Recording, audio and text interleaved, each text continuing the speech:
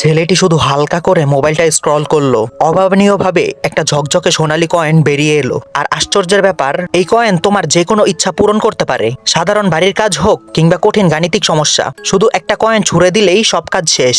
তবে এই কয়েন কিন্তু পুরস্কার স্বরূপ শুধু সেই সব লোকই পায় যারা অন্য মানুষকে সাহায্য করে।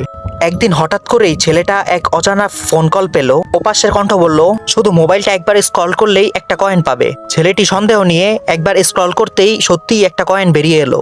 মিস্টেরিয়াস কণ্ঠ আবার বলল, এই কয়েন দিয়ে যে কোনো ইচ্ছা পূরণ করা যাবে। কিন্তু ছেলেটি এসব বিশ্বাস করলো না, তাই সে মজা করে কয়েনটা ওভেনে দিয়ে দিল। অবাক করা ব্যাপার, হঠাৎই ওখান থেকে একটা বাটি ভর্তি পপকর্ন বেরিয়ে এলো। তারপর সে মোবাইলটা স্ক্রল করতে লাগলো আর কয়েন ঝরঝর করে পড়তে থাকলো। সে সেগুলো একটা বড় বালতিতে ভরে নিল।